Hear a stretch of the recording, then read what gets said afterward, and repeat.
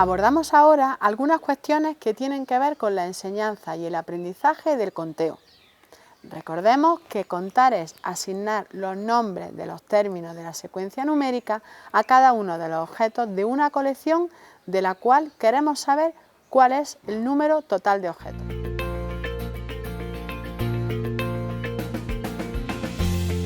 Quiero mencionar dos aproximaciones para el aprendizaje del número y del conteo, sin decantarme por ninguna de ellas, pero sí que me parece importante tenerlas en mente para que finalmente sea el docente quien, según las características de su aula y de su centro, según el proyecto educativo que tengan, los pueda distinguir y sepa que existen estas dos posibilidades. Por un lado, tenemos la aproximación apoyada por Piaget y sus colaboradores. En esta aproximación se considera que la construcción del concepto de número se basa en los conceptos lógicos de seriación y clasificación. Según esta aproximación, se comenzarían a trabajar las clasificaciones y seriaciones para así llegar al conocimiento del número y, a continuación, pasar a trabajar el conteo. Por otro lado, está la aproximación defendida, entre otros, por Hellman, Schaeffer y Clements. En este caso, consideran que contar es esencial para el desarrollo de la comprensión del concepto de número. Por tanto, se abordaría el conteo y con posterioridad el concepto de número.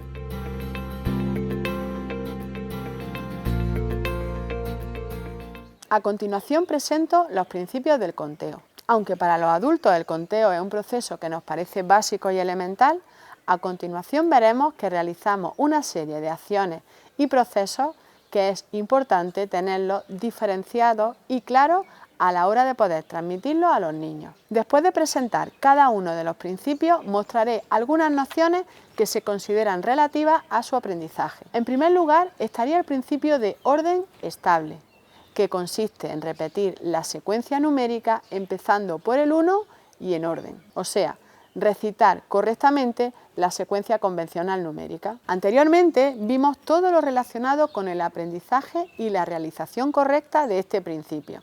En segundo lugar está el principio de correspondencia 1 a 1. Esto significa que tenemos que asociar cada palabra de la secuencia numérica, es decir, el 1, 2, 3, 4 y así sucesivamente, con un elemento de la colección en la que estamos contando la cantidad de elementos que tiene. Y todos los elementos se han de asociar con un término de esa secuencia numérica. Es decir, tenemos que establecer la correspondencia entre el conjunto de elementos de la colección que queremos contar y el conjunto de palabras en la secuencia numérica convencional. Aquí hay dos procesos que están implicados. Por un lado, la partición y por otro lado, la etiquetación, que tiene que ver con cómo asigno etiquetas de la secuencia numérica o elementos de la secuencia numérica a cada uno de los elementos de la colección que yo quiera contar. Algunos de los errores más frecuentes son señalar un objeto y no etiquetarlo, es decir, no asignarle ningún número. Cuando digo señalar es porque muchos niños, cuando aprenden a contar, tienen que ir señalando los objetos para saber que no se están saltando ninguno y cuáles son los que van contando en cada momento. Asignar varias etiquetas a un objeto es otro de los errores comunes. Asignar una misma etiqueta a varios objetos o etiquetar un lugar donde no hay ningún objeto, pero en cambio se está teniendo en cuenta en el conteo. Estos errores se pueden apreciar en la práctica, en actividades con los niños, como lo muestro en el siguiente ejemplo. Aquí vemos 4 situaciones en las que se le pide a los niños que cuenten una serie de cubitos. Para cada caso deberíamos decir quiénes incurren en un error al contar y explicar por qué. En el primer caso, Ana incurrió en un error porque asignó 2 elementos de la secuencia numérica a un mismo objeto. Por otro lado, Bea tampoco lo hizo bien porque dejó un objeto al cual no le asignó ningún elemento de la secuencia numérica. En estos dos casos no se cumple el principio de correspondencia 1 a 1. En el tercer caso vemos que Carlos dio la respuesta correcta, que sería 4. Lo único que hizo fue un cambio de orden a la hora de asignar los términos de la secuencia numérica al objeto, pero está bien el principio de correspondencia 1 a 1. Y Dani, en este caso que tenemos 5 cubitos, incurre en un error porque lo que hizo fue asignar un mismo elemento de la secuencia numérica a 2 objetos diferentes. Con esto no se cumple el principio de correspondencia 1 a 1 y está dando un resultado erróneo. El tercer principio del conteo es el principio de cardinalidad. Este principio se refiere a que el último término de la secuencia numérica que asociamos indica la cantidad de objetos que hay en esa colección. ¿Cómo podemos comprobar si el niño ha adquirido este principio?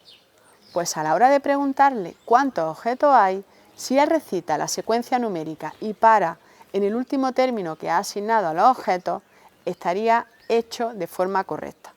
Hay distintas fases en el proceso de aprendizaje de este principio. En primer lugar, en ocasiones los niños no entienden la situación y responden al azar un número sin ni siquiera hacer el conteo.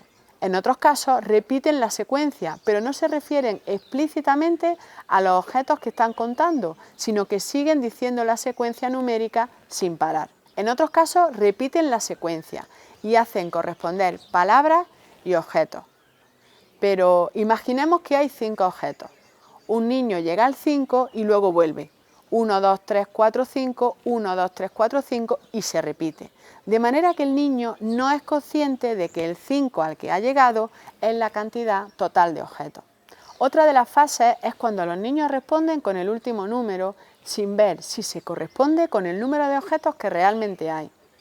Es importante tener en cuenta este principio del conteo porque en ocasiones los niños no dicen en total hay y a continuación dicen un número, sino que a veces ese último término o bien hacen una pausa, de alguna manera lo destacan o lo dicen en voz alta, pero de alguna forma ellos muestran que han adquirido el principio de cardinalidad. Debemos tener en cuenta que son niños muy pequeños y en ocasiones no saben ni cómo expresar algunas ideas que tienen en mente y hay que estar atentos a este tipo de indicadores. El cuarto principio del conteo es el principio de abstracción. En este caso se trata de ser conscientes de que se pueden contar diferentes tipos de objetos. Hay distintas fases en el proceso de abstracción. Siempre vamos de lo concreto a lo abstracto. De ahí el nombre que aquí vuelve a aparecer de la abstracción. Inicialmente los niños solo cuentan objetos que están en su campo visual e incluso en ocasiones objetos que puedan manipular. Después los niños pasan a contar objetos a través de su representación. No necesitan el objeto en sí para poderlo manipular o poderlo ver, sino dibujos o fotos de ese objeto. A continuación, considera los numerales como objetos, es decir, los dígitos o números que están asignando. Para los niños es lo que están contando. Y la última fase es en la que se dan cuenta que pueden contar cualquier objeto. No deben tener el objeto físicamente, no deben tener su representación, ni siquiera tienen que estar tan pendientes de los numerales en sí. Finalmente tenemos el principio de irrelevancia del orden. Este principio es más tardío y de hecho no es necesario seguirlo para dar el resultado correcto de un conteo. La irrelevancia del orden nos indica que no importa el orden en el cual asignamos un elemento de la secuencia numérica a los objetos, siempre y cuando se cumplan el resto de los principios.